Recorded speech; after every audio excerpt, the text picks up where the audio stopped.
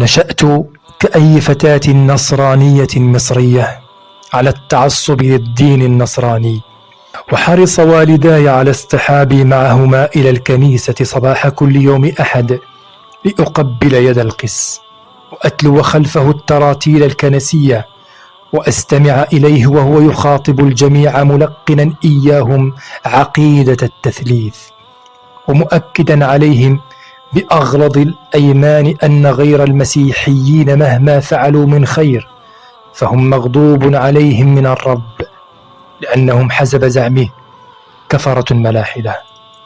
كنت أستمع إلى أقوال القس دون أن أستوعبها، شأني شأن غيري من الأطفال، وحينما أخرج من الكنيسة أهرع إلى صديقتي المسلمة لألعب معها، فالطفولة لا تعرف الحقد الذي يزرعه القسيس في قلوب الناس. كبرت قليلا ودخلت المدرسة، وبدأت بتكوين صداقات مع زميلاتي في مدرسة الكائنة بمحافظة السويس. وفي المدرسة بدأت عيناي تتفتحان على الخصال الطيبة التي تتحلى بها زميلاتي المسلمات، فهن يعاملنني معاملة الأخت ولا ينظرن إلى اختلاف ديني عن دينهن.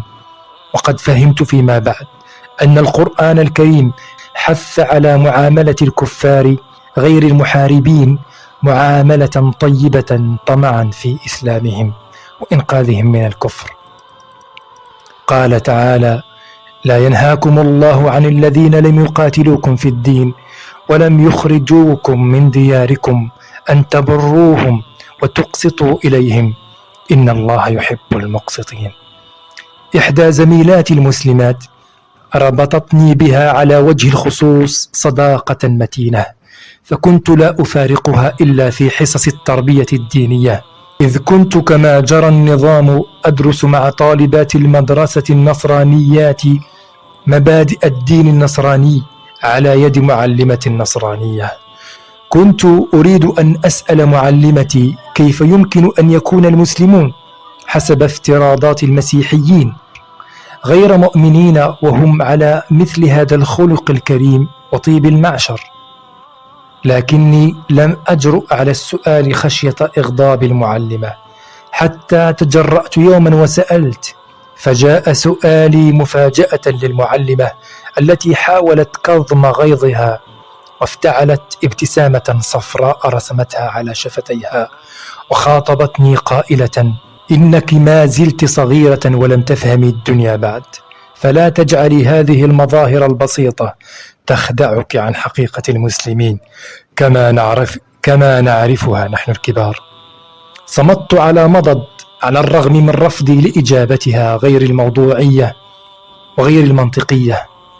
وتنتقل أسرة أعز صديقاتي إلى القاهرة، ويومها بكينا لألم الفراق وتبادلنا الهدايا والتذكارات.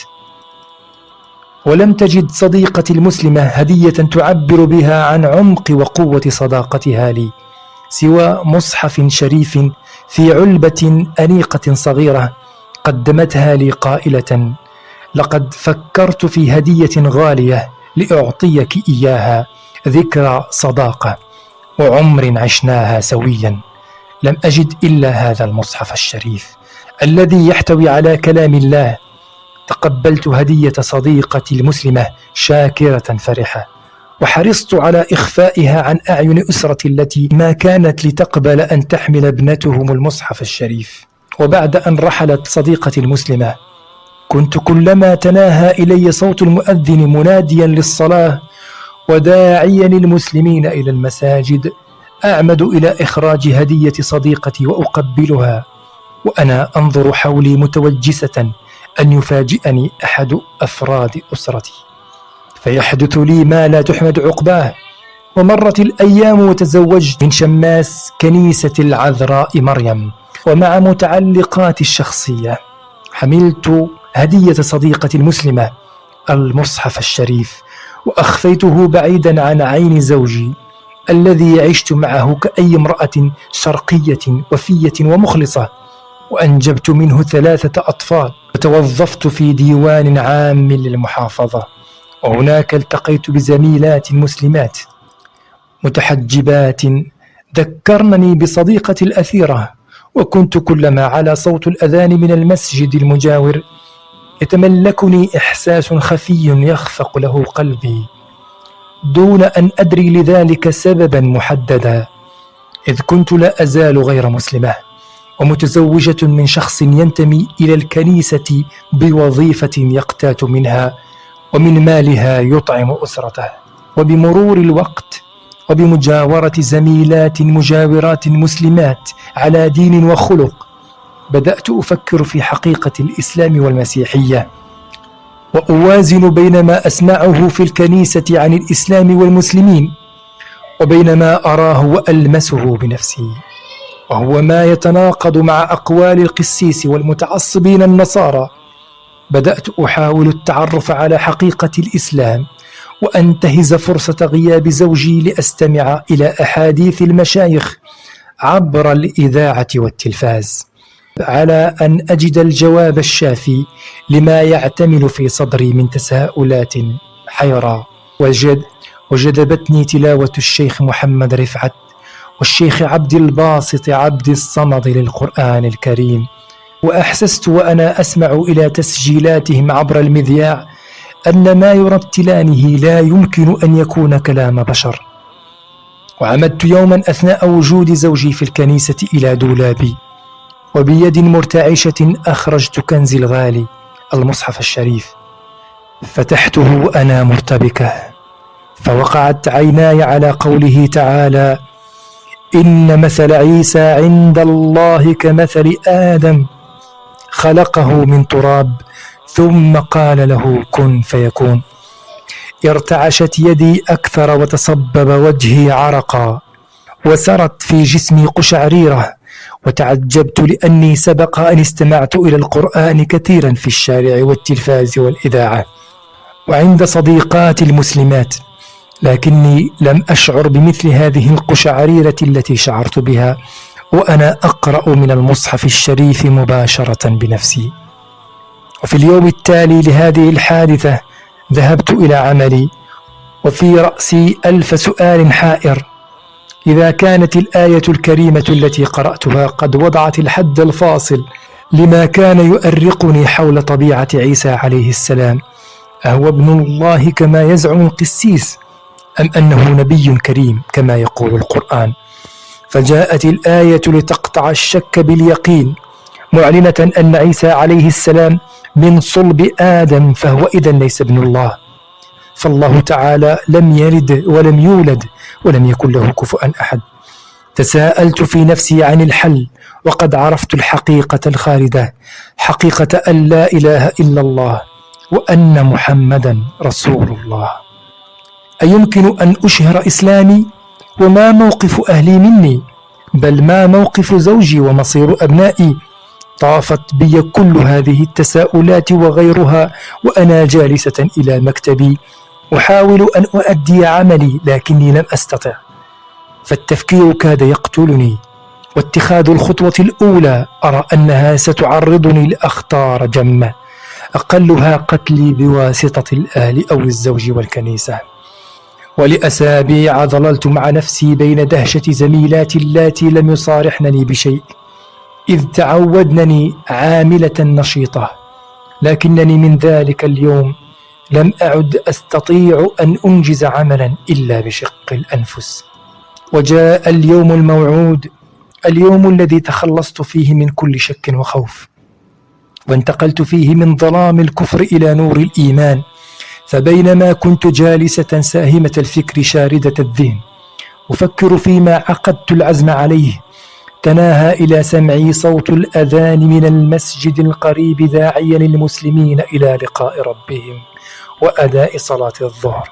تغلغل صوت الأذان داخل نفسي، فشعرت بالراحة النفسية التي أبحث عنها، وأحسست بضخامة ذنبي لبقائي على الكفر على الرغم من عظمة نداء الإيمان الذي كان يسري في كل جوانحي. فوقفت بلا مقدمات لأهتف بصوت عال بين ذهول زميلاتي: أشهد أن لا إله إلا الله وأن محمدا عبده ورسوله.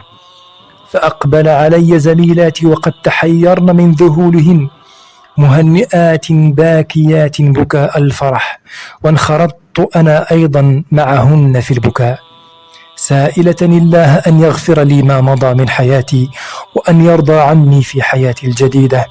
كان طبيعيا أن ينتشر خبر إسلامي في ديوان المحافظة، وأن يصل إلى أسماع زملائي وزميلات النصارى اللواتي تكفلن بين مشاعر سخطهن بسرعة إيصاله إلى أسرتي وزوجي، وبدأن يرددن عني مدعين أن وراء القرار أسبابا لا تخفى.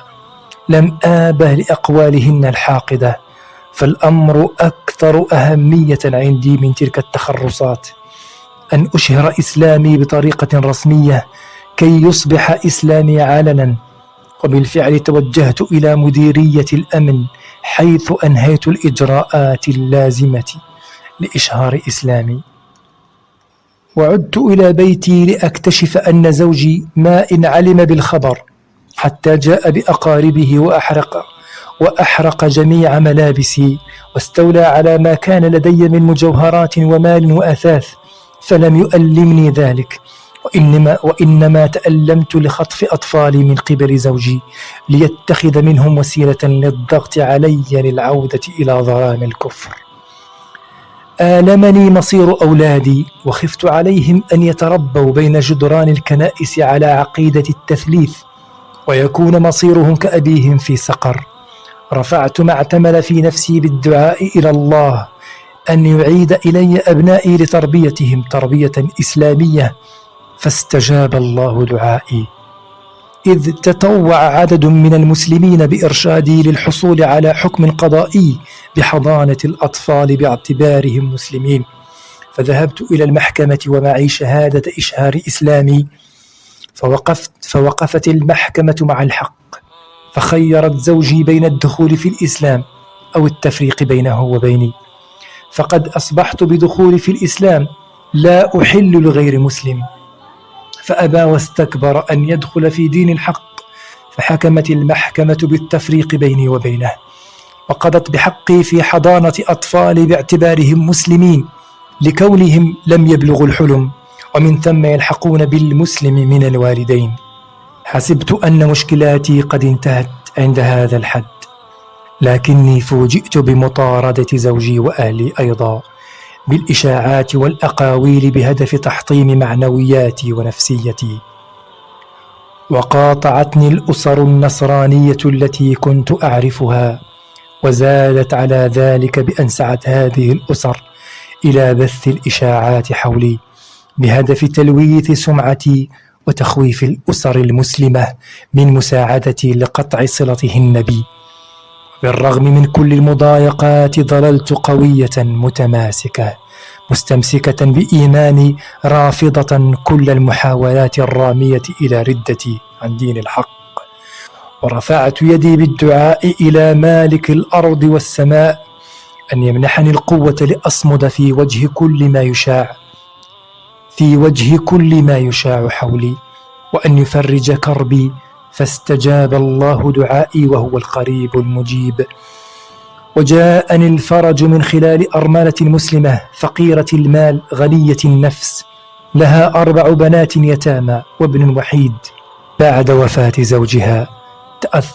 تأثرت هذه الأرملة المسلمة للظروف النفسية التي أحياها، وتملكها الإعجاب والإكبار لصمودي، فعرضت علي أن تزوجني بابنها الوحيد محمد لأعيش وأطفالي معها ومع بناتها ال4.